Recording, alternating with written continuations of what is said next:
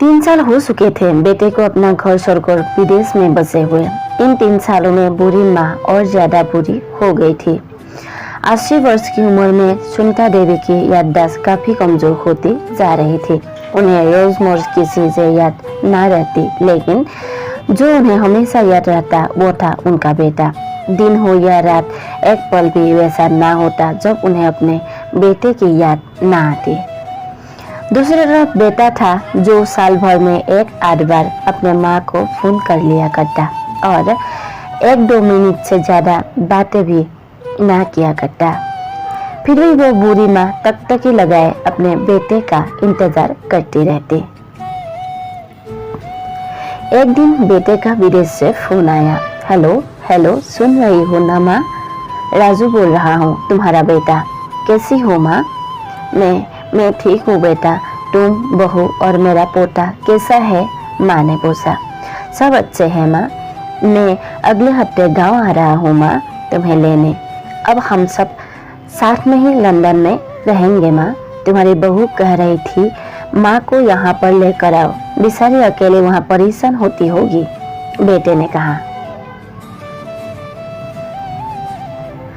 माँ की बूढ़ी सूखी आंखें आंसू से भीग गई।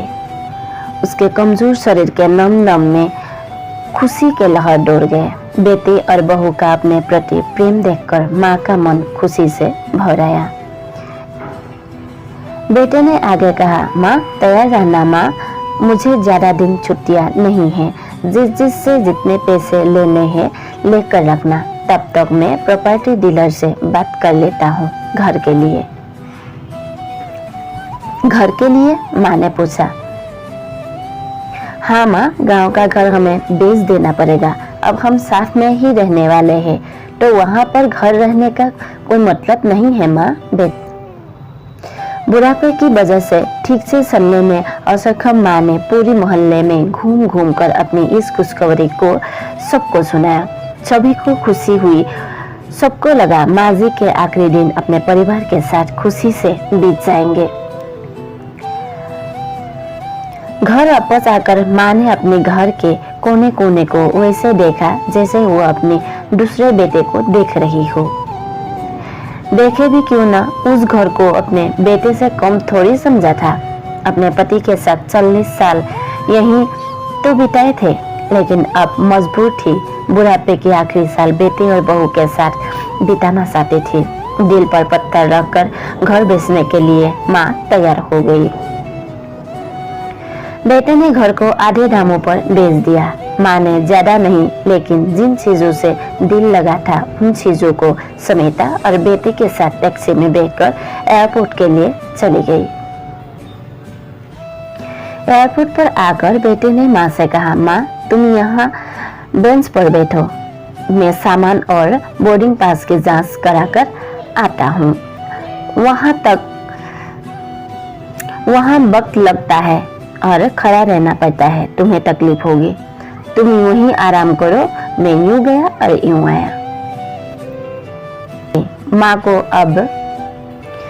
माँ बेंच पर बैठ गई और बेटा अंदर चला गया। काफी समय हो गया, बेटा वापस नहीं लौटा। माँ सोचने लगी ज्यादा भीड़ होगी, इसीलिए देर लग रही होगी।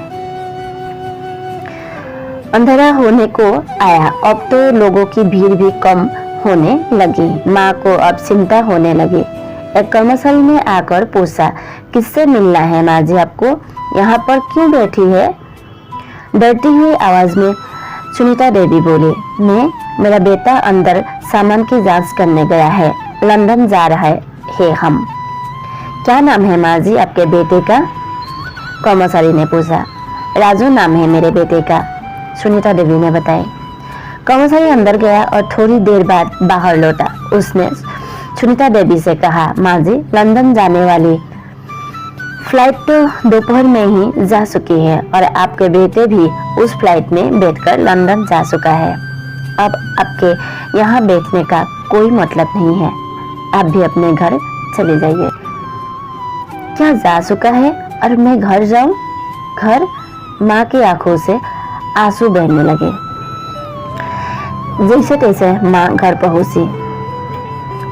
जो अब उसका था ही नहीं, बिक चुका था। वो वही बाहरी तुलसी के पास सो गई। घर के नए मालिक को उस पर दया आई तो वो एक कमरा किराए से उनको दे दिए। पेंशन के पैसों से खाना और किराए का बंदोबस्त हो जाता था। दिन बीतते गए। कुछ दिनों बाद घर के नए मालिक ने सुनीता देवी से कहा, माँ जी आप अपने रिश्तेदारों के यहाँ पर जाकर क्यों नहीं रहती है? इस उम्र में आपके लिए वही अच्छा होगा। अच्छा तो होगा, लेकिन अगर मेरा बेटा वापस आया तो उसका ख्याल कौन रखेगा?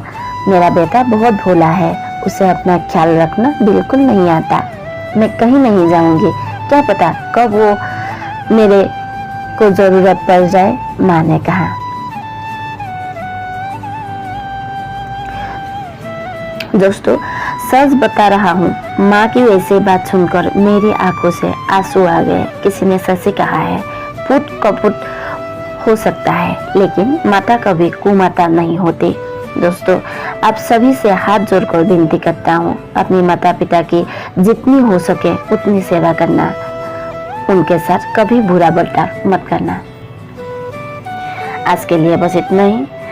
कहानी अच्छा लगा है तो चैनल को प्लीज सब्सक्राइब कर लीजिए। फिर एक नई कहानी के साथ फिर से हाजिर होंगे। तब तक के लिए अपना ख्याल रखिए, खुश रहिए, मुस्कुराते रहिए। धन्यवाद।